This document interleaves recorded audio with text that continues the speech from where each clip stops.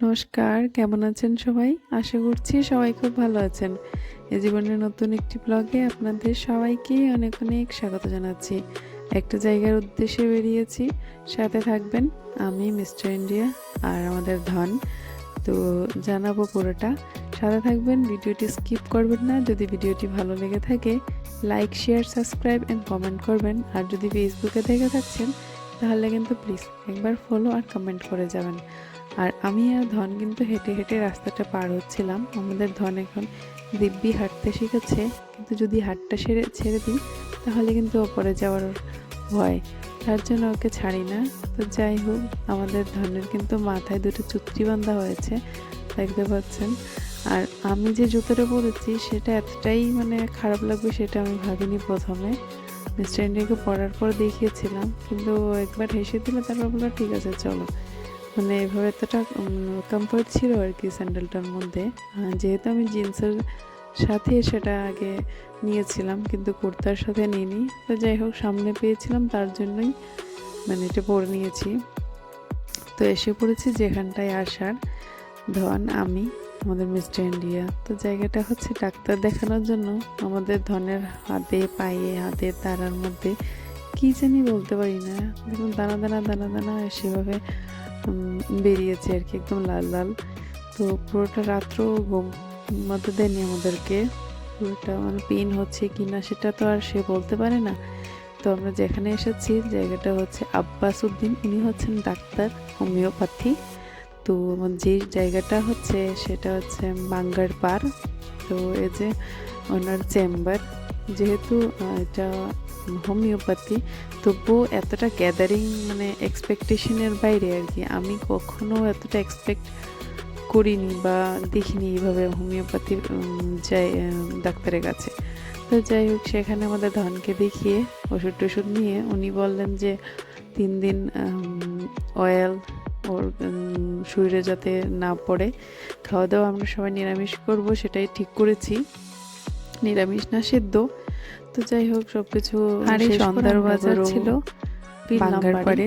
আমাদের বাড়িতে বসলাম, এনজয় করলো আমাদের কিলোমিটারের দূরে দাদুর সাথে। তারপর বাড়ি ফিরছিলাম, এইসব বাজার ঘাট দেখতে দেখতে। রাস্তা বিকালবেলা যদি আমরা কিছু দেখে দেখে এনজয় করে বাজার ঘাটগুলো দেখতে ভীষণ ভালো লাগে। যেহেতু আমাদের কোনো কিছু খাওয়া হবে না, আমাদের মিস্টার ইন্ডিয়া বলে দিল যে নিরামিষ বা সেদ্ধ খাওয়া হবে।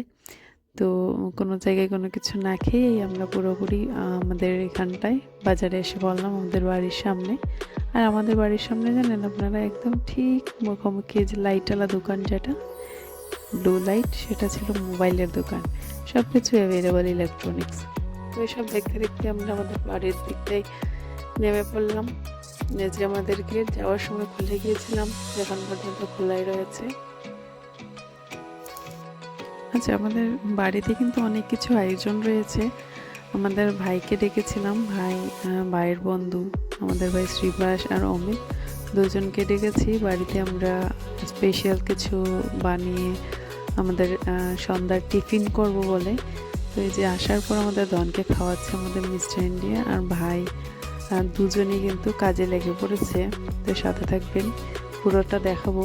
এই যে দেখতে পাচ্ছেন, একদম কোঅপারেটিভ আমাদের ভাই, সবাই আর কি, ভাই বোন বলো সবাই।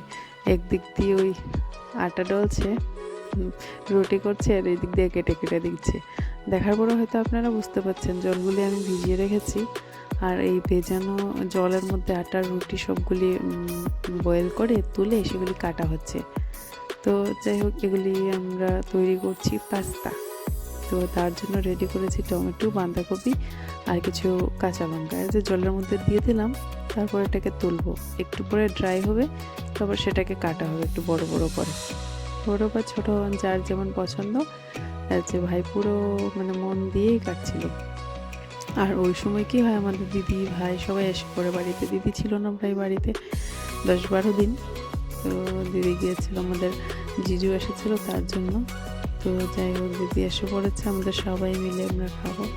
তো হয়েছে, আমাদের সব কিছু মিলিয়ে আমি ফ্রাই করে রেডি করে যে প্লেটের মধ্যে করে নিলাম প্লেটিং।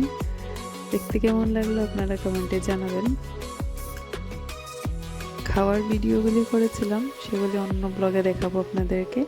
তো আজকের ভিডিওটি এখানেই শেষ করছি। ভালো থাকবেন, সুস্থ থাকবেন। আবারও দেখা হবে নতুন একটি ব্লগের সাথে। রাধে রাধে।